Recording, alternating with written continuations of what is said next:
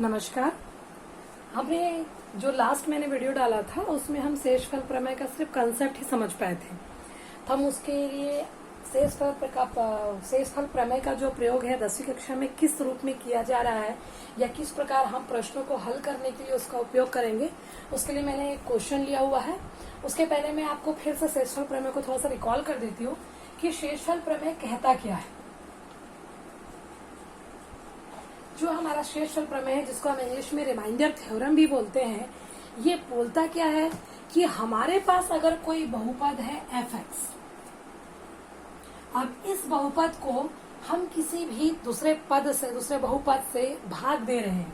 जैसे मान लीजिए कि हम x माइनस a से इसको भाग दे रहे हैं, तो शेषफल प्रमेय हमको वो तरीका देता है जिससे हम बिना भाग किए ये चेक कर सकते हैं कि जब हम इसको इससे भाग देंगे तो शेष क्या मिलेगा।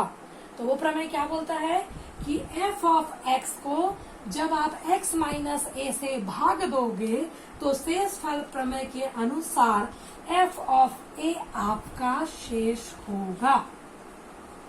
ठीक है कि आप बहुपद आपके पास है, भाजक आपके पास है, भाजक से जब आप भाग देंगे तो आपको पता है भागफल कितना आएगा, शेषफल कितना आएगा।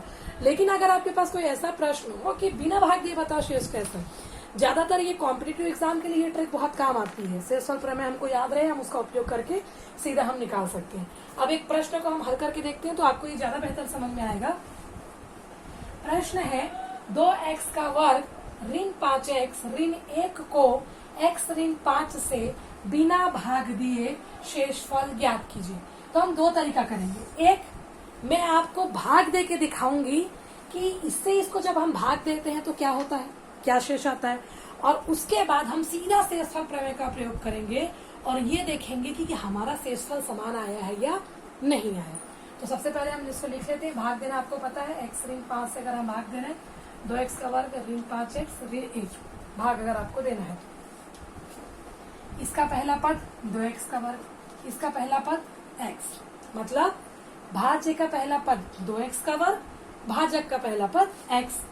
हल किए तो आया 2x। इसका मतलब है कि सबसे पहले हमको किससे गुणा करना पड़ेगा, 2x से गुणा करना पड़ेगा।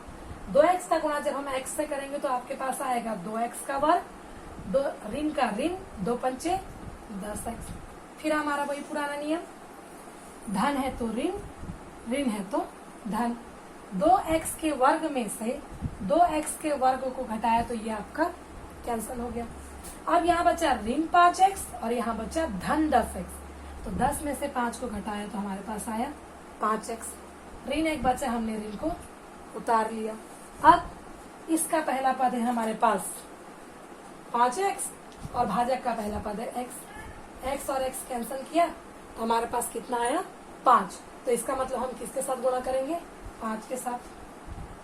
5 के साथ x का गुणा किया तो धन 5x और 5 25। फिर धन था तो ऋण हो गया, ऋण था तो धन हो गया। ये 5x और 5x कैंसिल हो गया। यहाँ बचा आपके पास 25, 25 में से 1 घटाया तो हमारे पास आ गया 4। आप एक बार चेक कर लीजिए कहीं कुछ हम गलती तो नहीं कर रहे। 2x का वर्ग ऋण 5x ऋण 1 था, हमने इसको भाग दिया। पहले 2x का x के साथ गुणा किया तो आया आपका 2x का वर्ग, उसके बाद फिर इसके साथ गुणा किया तो 2 पंचे ऋण 10x आ गया। चिन्ह परिवर्तित किया, धन आपका ऋण में हो गया, ऋण आपका धन में हो गया। ये और ये आपस में कैंसिल हो गए। ये धन 10x में से हमने 5x को घटाया तो हमारे पास धन 5x बचा। हमने 1 को उतार दिया, 5x ऋण 1 हो गया। अब इसमें किसका गुणा करें तो 5 का गुणा करेंगे। 5 का गुणा x के साथ करेंगे तो 5x आएगा, ऋण का ऋण 5 का गुणा 5 से करेंगे तो आपका आएगा 25। अब 5x और ये ऋण 5x आपस में कैंसिल हो गए। अब 25 में से हमने 1 को घटाया तो शेष आया 24। अब हम शेषफल प्रमेय से देखते हैं कि क्या ये सही है। चलिए ठीक है, शेषफल प्रमेय के अनुसार क्या होगा, यहाँ पे f(x) क्या है, 2x का वर्ग ऋण 5x ऋण 1 है, और x माइनस a की जगह क्या है, x ऋण 5, मतलब a बराबर क्या है 5 है। तब शेषफल प्रमेय से शेषफल बराबर क्या आएगा, एफ ऑफ ए, मतलब एफ ऑफ 5। चलिए रख के देखते हैं। 2 एक्स की जगह 5, तो एक्स का वर्ग है तो 5 का वर्ग, ऋण 5 एक्स की जगह 5, उसके बाद ये ऋण 1।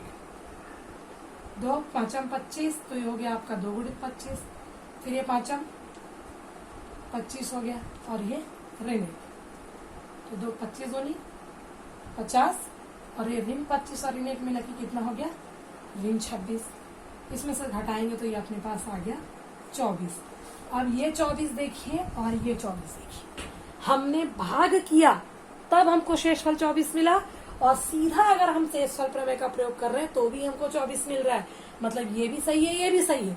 लेकिन प्रश्न में क्योंकि क्या बोला गया था कि बिना भाग दिए, तो हम इस विधि का प्रयोग यहाँ पे नहीं कर सकते, तो हम सीधा शेषफल प्रमेय का प्रयोग करेंगे और मान रखेंगे। जो भाज्य दिया है वो एफ ऑफ एक्स हो जाएगा, जो भाजक है आपका एक्स माइनस ए के बराबर, ए की जगह आपका 5 है, इसलिए ए का मान आपका 5 हो गया। फिर हमने शेषफल प्रमेय हमारे पास क्या बोलता है कि अगर एफ ऑफ एक्स को आप x माइनस ए से भाग देते हो तो शेषफल आपका एफ ऑफ ए होना चाहिए। तो शेषफल बराबर एफ ऑफ ए की जगह क्या है 5, हमने लिखा 5, फिर 2 x का वर्ग है तो हमने 5 का वर्ग, ऋण फिर 5x मतलब 5 x की जगह 5, फिर आपका ऋण हल किया 25 दूनी 50, ऋण 25 ऋण है।